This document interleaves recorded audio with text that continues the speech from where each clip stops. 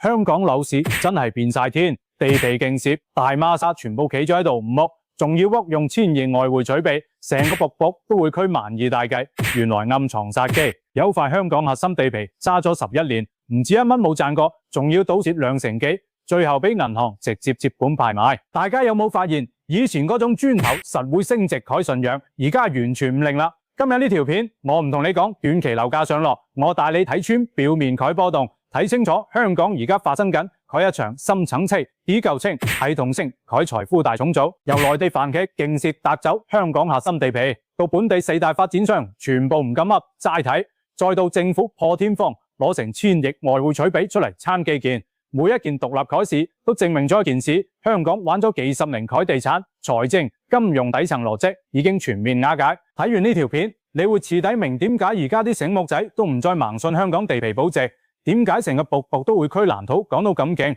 但係紙品市場完全唔賣帳。未來10年香港啟財富格局又會變成點？我哋由最近震撼成個地產界嗰單嘢講起，內地房企綠景中國之前喺香港流浮山攞咗幅巨地，而家正式淪為銀主盤，俾銀行全面執管擺出嚟公開賣。好多人可能冇概念，唔知呢件事有幾大鑊，我拆晒啲細節俾你睇，你就知有幾離譜。呢幅流浮山地皮位置一啲都唔偏僻，正正喺港深西部通道喺核心節點，望住成個深圳灣開揚海景，係正宗跨境核心位。成幅地限界丈量約粉第129，約夾埋109個地段，仲命計有成72.6萬平方米。而且呢塊地唔係冇用啟蘭地，早喺2005年屋宇署已經批咗建築圖則，容許喺122張3層洋房，住宅樓面有成25.7萬平方呎。無論係位置、規劃、景觀定係可蓋性，都係實實實現解靚地。當年綠景中國就係睇中呢點，喺2025年7月用7.1億港元向興城搶間買入。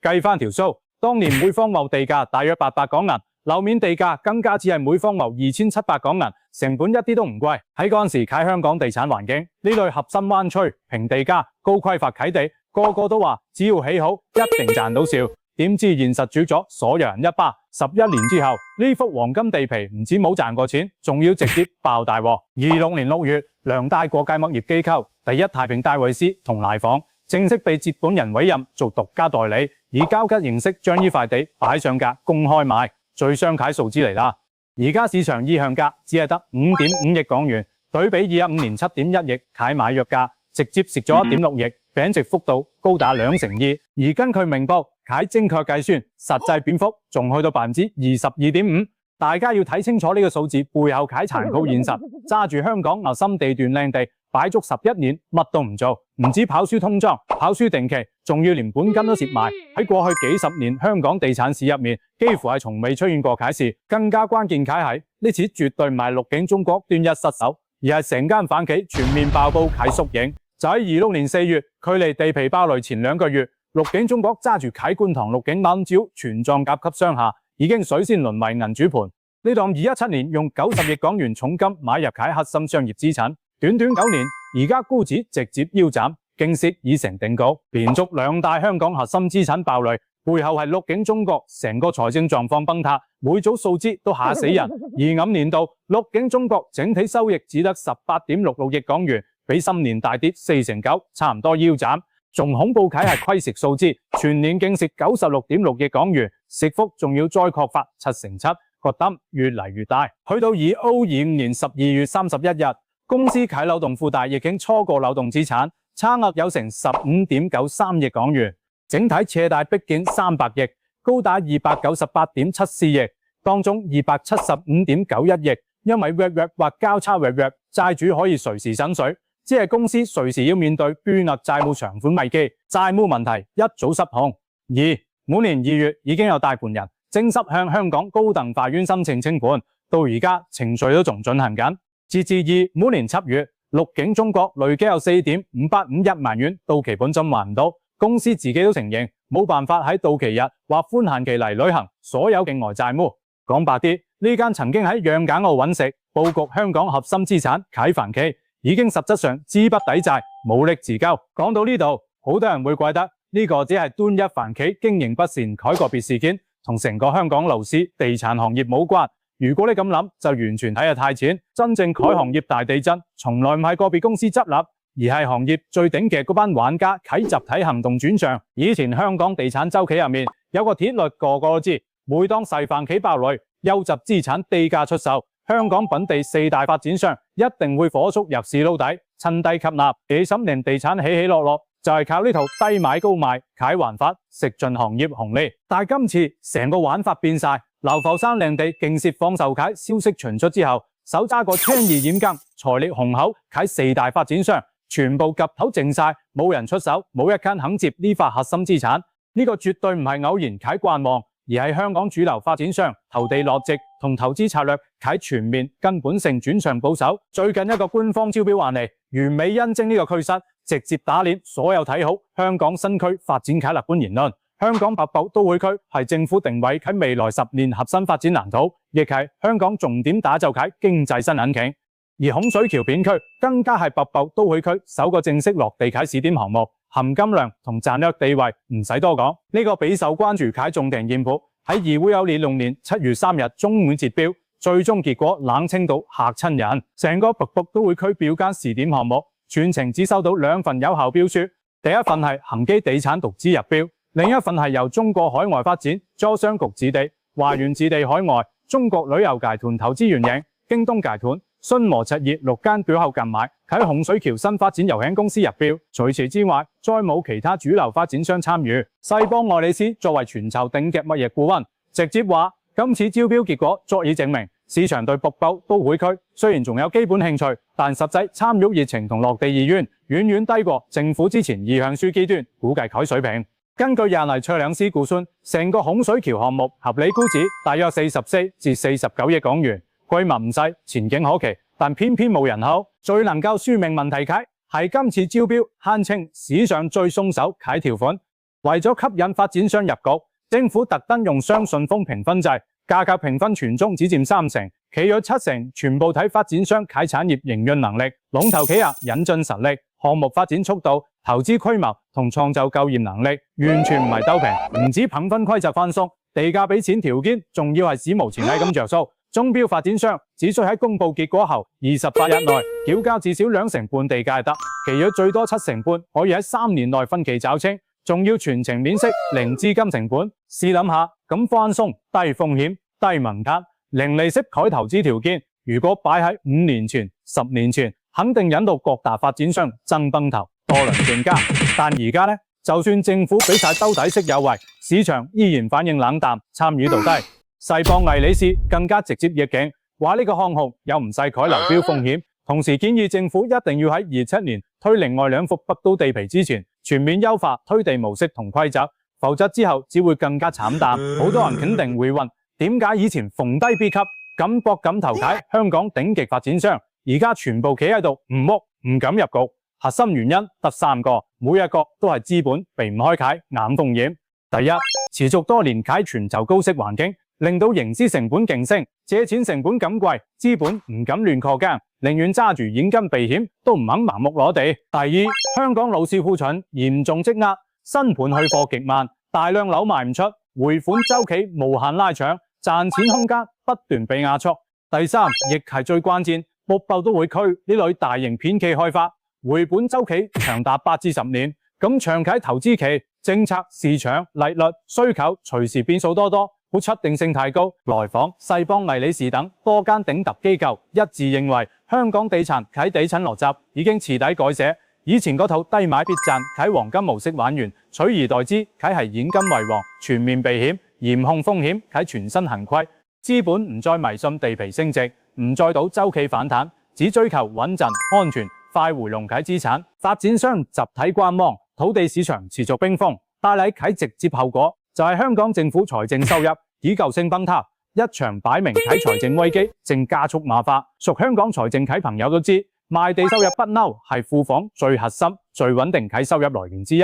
樓市好景嗰陣，香港單一年度賣地收入閒閒地過千億，撐起公共開支、基建同福利。但係近兩年，香港土地市場全面入冬，賣地收入斷崖式暴跌，差距極大。羅秉涵勇道喺研表26年1月啟告書顯示，今個財政年度政府實際賣地收入得130億港元，對比政府最初估算嘅210億，少咗80億，跌幅高達38%。有分析仲話，實際收益大概只有130億左右，比原本預算縮咗接近40%，收入大幅縮水。但政府喺剛性開支卻不斷飆升，一減一加之間，財政壓力無限放大。睇最新啟 2OE 每6至 2OE 7年度預算，政府將今年地價收入預算微調到180億，表面回升，但對比上年度修訂預算，都只係多咗5億，幾乎等於冇加過。相反，開支方面就完全唔同講法。以6至7年度，香港政府整體開支會升 6.9%。總數衝到8434億港元，當中經常開支升 4.8%， 去到5997億，單係醫療、社福、教育三大範疇夾埋就3571億，剛升之七有增無減。因金啟壓力，來自無北都會區喺建立基建投入，而啟普遍估計預共25至23年會係香港基本工程開支喺高峰，每年基建投入維持喺1200億左右。每顯而知，新發展區北都相關基建整體開支已經突破2240億，大家清楚感受到呢個極端矛盾。一邊係以前最核心嘅坐騎機器賣地收入，由嗰千億爆跌到100幾億，持續萎靡無力回血；另一邊係基建同民生嘅巨額剛性開支，年年升，只加不減，收入崩，支出硬嘅差距正快速消耗香港多年積落嘅財政儲備。為咗填補巨大財政缺，政府只能出最直接嗰招。大量發債，以銀毛至6至25至27年度，政府計劃發行1600億港元政府資產，試圖靠借錢維持運作。但呢1600億入面，差唔多一半只係用來還舊債，真正落到新基建、新發展嘅錢好有限。面對市場質疑，財政司司長陳茂波多次出面安撫，強調香港債務風險可控，預計5年後未償還債務對本地生產總值比率會維持喺 19.9%。國家層面嚟講，算係好穩陣。但我必須講句真話，資本市場從來唔睇表面債務比率，只睇真正睇賺錢能力同還本付息能力。債務比率幾靚都好，如果持續靠借錢吊命，靠投資儲備過日子，最核心蓋賣地助長功能不斷衰竭。所謂穩健只係表面假象，根本唔可能拯救。靠發債輸血，靠儲備頂住改財政模式，到底仲撐得幾耐？係香港而家避無可避嘅核心難題。講到呢度，好多人會問：既然土地市場咁靜，市場資金關旺，咁政府大力推啟北部都會區萬億大計，唔通真係行唔通？點解官方不斷唱好加碼投入資本市場，卻始終唔肯買帳？呢個就係當下香港最核心嘅矛盾。上層規劃喺紅會藍圖，同底層市場喺真實狀況已經嚴重脫節。我哋先睇官方喺定層定位同規劃，完全係頂級配置，前景宏大。政府將我北都會區定位為香港未來20年經濟發展嘅核心新引擎，係突破產業瓶頸、實現多元發展嘅關鍵佈局。財政司司長陳茂波喺2020年7月網誌明確講，北都會重點推動創科同多元產業，預計未來創造50萬嘅新職位。目前河套港深創新及科技園已經有超過90間創科企業進駐，今年內仲有5幢產業大樓陸續落成，新田科技城、洪水橋新翼苑等核心園區營運公司亦全部成立，推進步伐表面穩步向前。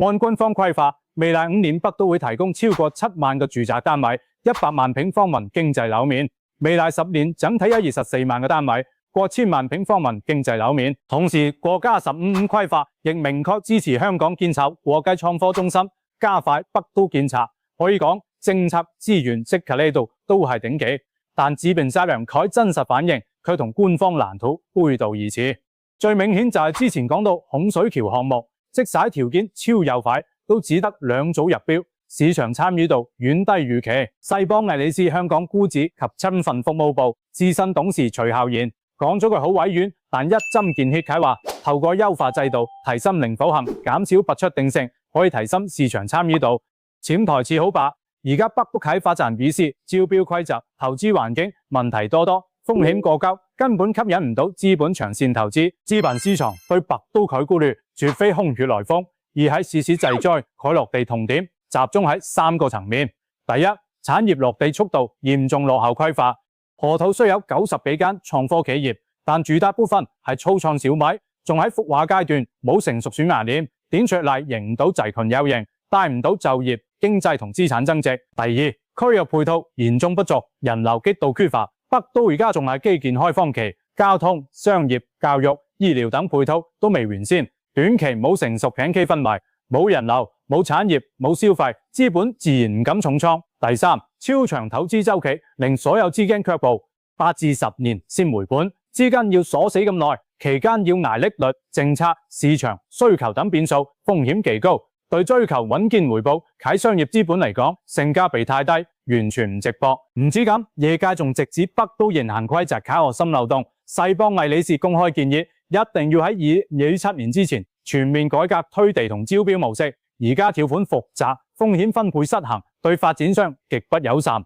好多物流同繁殖發商都話，北都推介地太大，成本太高，閒閒地過百萬粒，資金門檻極高，細資本玩唔起，大資本又唔敢重錘。市場要求拆細地區，降低入場費，由早年各大資本爭住入局，提早佈局，到而家冇人可，全部觀望。資本市場對北都界態度大逆轉，完美反映咗萬二藍圖同冰冷現實之間笨蛋缺契坑口。市場唔買賬，財政缺口擴大，基建又停唔到，為咗夾硬撐住北都建設，穩住香港整體局面，政府做咗一個幾具爭議，掂到金融安全底線啟動作。亦係今年財政預算最重頭、最有爭議啟一着。26年2月20日啟預算案，政府宣布會由外匯基金一次過撥1500億港元入基本工程儲備基金，專項用於北都同各類大型基建。具體做法係喺26至26至27同227至228兩個年度，每年固定撥750億，兩年夾埋1500億。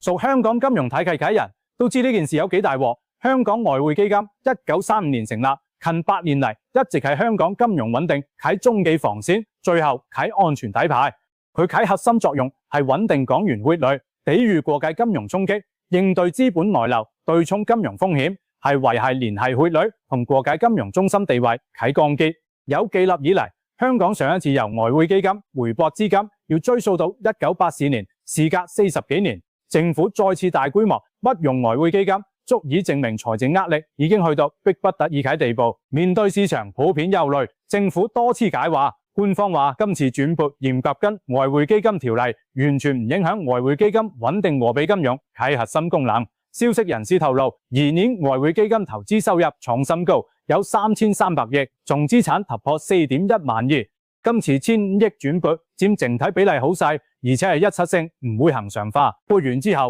外匯基金資產負債比率仍然遠超法定契105%，整體外匯儲備有4200億美元，係貨幣基礎1.6倍，風險可控。陳茂波更係再三強調，呢次只係投資方式轉換，唔係消耗儲備，係配合香港長遠發展，喺必要部署。佢喺立法會回應時話，如果放棄北都，唔主動吸納企業，配入創科，放任產業空心化，先至係對香港未來最不負責任。佢仲話，即使撥完1500億，外匯基金累計盈餘仍然比24年底多1800億，儲備實力依然雄厚。但官方啟安撫，始終消除唔到市場同市民啟深層憂慮。主要爭議好明確，財政事務及庫務及總許正宇議發21年曾公開話，亂咁獲用外匯基金填補政府開支，會直接動搖過界對聯繫匯率啟信心，衝擊金融攻擊。面對前後立場矛盾，許正宇而家解釋，當年禁止係針對日常營運開支，而今次撥款全數用於基建開支同投資有品質分別，唔算違規。但呢套說法未能說服市場同民眾，好多市民質疑用1000億外匯基金重鑄北都，最終紅利會唔會益咗深圳，反而要香港自己孭風險。而最核心、最致命嘅風險，從來唔係帳面數字，而係資產屬性啟次底錯配。我同大家拆解呢個底層邏輯，你就明個隱晦有幾大。外匯基金之所以係金融安全底線，關鍵在於佢啟資產配置100%追求高流動性、低風險、可快速變現，而大部分係海外高等級指券、美國國債呢類優質資產，隨時可以拋售套現。一旦遇到國際金融衝擊，資本大舉外流，呢筆錢可以即刻頂住，穩定港元同金融市場。但北都啟地皮、基建工程、未成型啟開趟元期，全部都係極低流動性、極高風險、超長鎖定期、啟重資產。一旦1500億外匯儲備流動資金被鎖死喺呢啲冇得快速變現啟基建入面，未來幾年如果香港遇到金融動盪、匯率波動、走資潮，外匯基金就會唔夠可動用資金，抵禦風險同對沖衝擊啟能力會大打折扣。就算官方不斷講風險可控，唔會很樣穩定，但40幾年從未掂過啟金融安全底線，而家主動衝破呢件事本身已經向資本市場放出一個極不安啟信號。香港啟財政壓力、發展壓力已經去到要用中紀儲備嚟頂住啟地步。講到呢度，一定有好多人會問，既然風險咁多，隱患咁大，點解近期香港樓市又明顯反彈？好多盤成交價量都回暖，唔通樓市寒冬已經過咗？呢個就係今日我哋重點招曾啟最大武器。短期反彈完全唔等於市場邏輯消復，更加唔等於樓市復甦。香港地產啟底層邏輯已經發生不可逆啟幾舊正重構，以前嗰種磚頭實保值啟神話已經徹底破滅。我哋先客觀承認短期反彈啟數據，連媒皮唔誇大。二、連路野心反電，香港樓市確實出現咗速遞反彈，反映整體樓價啟中原城市領先指數6月報 160.77， 創咗2023年9月之後正3年新高。成個上半年樓價累升 11.56%， 升幅係2018野心反電以嚟8年最高。細分數據都靚，頭5個月整體住宅樓價指數累升 7.4%， 對比2025年3月低位已經反彈咗13%，成交量同步升。頭5個月整體住宅成交按年升4%，一手新樓更勁升5%。正因為呢組數字，中遠地盤創辦人施永青公開話，香港樓市新一輪上升週期已開始，至少維持3至5年。但如果你淨係睇呢組短期反彈數據，就盲目看好跟風入市，好大機會中伏。因為今次反彈佢品質同以往任何一次牛市都完全唔同，入面藏着巨大幾嚿青人飯。首先翻睇最開頭個案，流浮山靚地揸11年冇賺過，仲要蝕2成，呢種情況喺以前盲買都賺。佢喺香港地產黃金時代根本冇何文化送，就算短期樓價反彈，都掩蓋唔到長揸地皮、資產貶值、投資虧蝕佢現實。其次，而家啟樓價反彈只係超跌後啟技術性收復，遠遠未翻到高位。即使指數彈到 160.77， 對比於揚言8月 191.34 啟歷史高位，仲差16%。回顧整個調整週期，自揚言見頂以來，過去3年整體樓價累跌3成，跌幅咁深。今次反彈只係修復性，並非趨勢性轉勢。最關鍵，今次反彈驅動力結構極唔健康，唔下指數。施永青都承認，本輪海遠啟核心動力係發展商要錢周轉，要賣樓套現，為咗加快回籠，主動大幅劈價推新盤，用平價吸引自住客入市。自住客入場大熱個市之後，少量投資客跟風，先推高成個行情。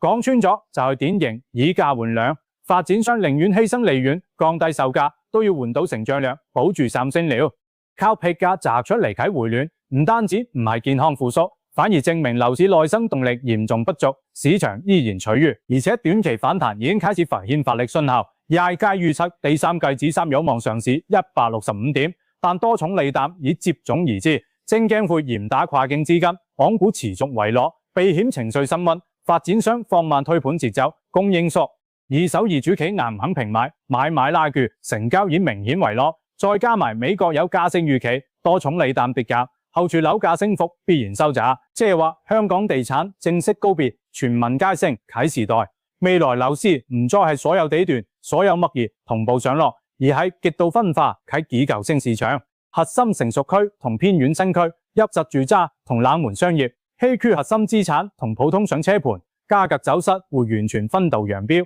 貧富同資產差距會持續拉闊。對於慣咗買樓必賺、地皮實升喺香港市民嚟講，呢種認知同市場啟轉變，注定會令好多人付出沉重代價。好多人仲抱住最好嘅期望，就算本地資金觀望、市場發力，仲有龐大凱內地北水同人才托底，只要內地資金持續流入，北都同香港樓市遲早會復甦。但我必須坦白講，呢個期望好大機會會遲底落空。跨境購買力正快速消退，內地資金同新來人才根本撐唔起北都凱樓市同基建回本。先睇表面亮麗凱北水數字，26夜雙文片，內地買家喺香港樓市註冊成交有9776宗，總額過1071億港元，創同期新高。喺2000萬港元以上，凱豪宅市場內地買家佔比更高達7成，係豪宅市場絕對主力。而普通話片現登記凱買家喺二屋、25至二屋年初佔一二手成交總額3成以上，唔少分析因此話內地資金正重塑香港樓市格局，但係絕大部分人忽略咗一個最關鍵細節：內地資金啟流向極度集中、極度揀擇，完全唔會為北都啟冷門資產買單。內地買家集中買啟，全部係港島、九龍配套成熟、交通方便、校網靚啟核心地段物業，同少數近地鐵配套齊啟新興小區。大家一定要分清北都走廊沿線同北都核心腹地係兩回事。內地買家願意佈局啟，只係貼緊核心城區，配套成熟啟走廊邊緣。對於基建唔完善、人流少、發展未定、回本週期長啟北都核心，冇任何資金肯重錘。市場真實走勢都印證呢點。早前北都部分新盤確實有過半成交來自內地買家，但近期行情已經逆轉，成交主力變返本地客，而且整體觀望濃，成交活躍度大降，北水托底啟假象遲底破滅。唔止資金靠唔住，大家寄望啟人才托市邏輯同樣唔成立。景自面香港大力搶人才，大批內地優才、專才、高淨值人士獲批嚟港，唔少人會喺香港買樓，但絕大多數新嚟人才只係將香港當作身份跳板，和咁地話窗口，根本冇打算長住深金，更唔會重創香港物業。即使少數人才選擇買樓，都會優先揀配套齊、生活便、保值穩啟核心城區，絕對唔會冒險買配套荒蕪、發展未定、流動性差啟北都新樓。中遠地盤主席施永青更一針見血，戳破北水托市謊言。佢通過長期統計得出，真正由內地買家購入啟住宅，只佔整體住宅市場2成左右，根本主導唔到整體走勢。點解會有成交金額佔3成，但係整體持倉只2成啟反差？關鍵晒統計口徑，內地買家多數買貴價豪宅，拉高咗今日轉比，但普通上車中價市場參與度極低，根本撐唔起成個市，更加托唔起體量龐大。啟北都基建同樓市，更重要嘅係時代紅利已經完結。10年前內地資金自由出海，苦後跨境賣樓成風，大量高淨值人士湧港配置資產，撐起香港樓市黃金期。但而家內地經濟深度轉型，資金出境收緊，內地樓市調整，好多富豪身家縮水，以前動輒幾千萬，過億喺跨境賣樓盛況已經一去不返。所以大家要清醒，指望新人才、北水資金托底北都，拯救香港樓市同財政危機，完全係不切實際啟幻想，冇任何落地可能。睇到呢度，相信大家已經可以將所有線索串起，由陸景地皮競攝、繁企爆雷，到本地掘頭集體觀望，土地市場冰封，再到賣地收入暴跌，財政缺口擴大，最後都動用1000億外匯儲備托底，北水托底失效。呢啲看似獨立啟事件，從來唔係單一啟地產週期波動，而係一場洗貫香港財政、金融、經濟、樓市啟全方位系統性風險。財政層面，香港遲底陷入收入崩、支出硬啟死循環，賣地收入由個1000億暴跌到百幾億，而每年基建剛性開支高達1200億，民生開支不斷升。表面2027年度有221億綜合盈餘，財政儲備升至6793億，但一切都係建基於1600億巨額發債。如果撇除發債水分，非經營帳目仍然有901億港元赤字。標普全球早已計過，唔計發債，2025財年財政赤字已佔 GDP 3%，財政壓力有眼睇。金融層面，香港已打破40幾年啟金融安全底線。外匯基金作為抵禦風險啟中繼王牌，首次被大規模抽調1000億搞基建，原本高流動性啟避險資金被鎖定成低流動性重資產。雖然官方不斷話風險後控唔會恆常化，但市場對香港金融安全匯率穩定啟信心而被動搖。唔少立法會議員直言，持續靠發債同儲備推基建，本質係透支未來，要下一代埋單。經濟層面，樓市低迷，財政受壓，已形成完整惡性循環。庫房縮水，政府只能靠加公共服務收費、削民生補貼嚟定，直至加重實免負擔。生活成本升，收入增長慢，消費意欲持續低，進一步拖累零售、餐飲、旅遊等食電丁子，就業市場受壓，就業同收入疲弱，有反過來削弱樓市購買力，令地產市道更凍，循環不息，越嚟越差。今日喺香港已陷入兩難，賣地作客功能失靈，傳統發債模式失效，要推產業轉型、基建升級，只能靠發債同投資儲備吊命，但發債會加重未來償債壓力，投資儲備會削弱金融抗風險能力，兩條路都有巨大隱患。最終所有成本同代價都要全港市民一齊孭。標普全球啟判斷好客觀，整幾年香港賣地收入持續低迷，佔財政總收入比例已唔夠3%。目前財政仲頂得住，全靠利得稅收入同活躍股市支撐。但問題係股市啟活躍可以維持幾耐？企業盈利同稅收增長能否長期持續？一旦股市降溫，企業盈利沙化，香港財政同經濟將面對更大衝擊。一幅流浮山地皮勁瀉，表面係端一帆嘅投資失敗，實質係香港幾十年地產經濟模式落霧啟縮影。佢擊碎咗磚頭保值啟固有神話，暴露咗萬野北都難土啟落地困境，撕開咗香港財政金融啟深層隱患。未來10年，香港再唔係盲買樓都賺啟年代，再唔係地皮躺贏啟年代，財富會快速重組，資產會極度分化，風險會持續出清。如果你正關注香港樓市、資產配置，或者想了解香港未來經濟走勢，一定要睇清呢場深層變革。最後想問大家個問題，你覺得香港步步都去區啟萬億規劃，未來能唔能夠成功落地？你認為而家啟香港路式係撈底機會，定係繼續觀望啟陷阱？歡迎喺留言區留低你啟睇法，一齊交流。如果你中意今期深度拆解內容，覺得幫到你，麻煩大家點讚、轉發、收藏，持續關注我。下期我會繼續拆解更多城市經濟、樓市地層邏輯，帶你避開投資陷阱，睇通財富趨勢。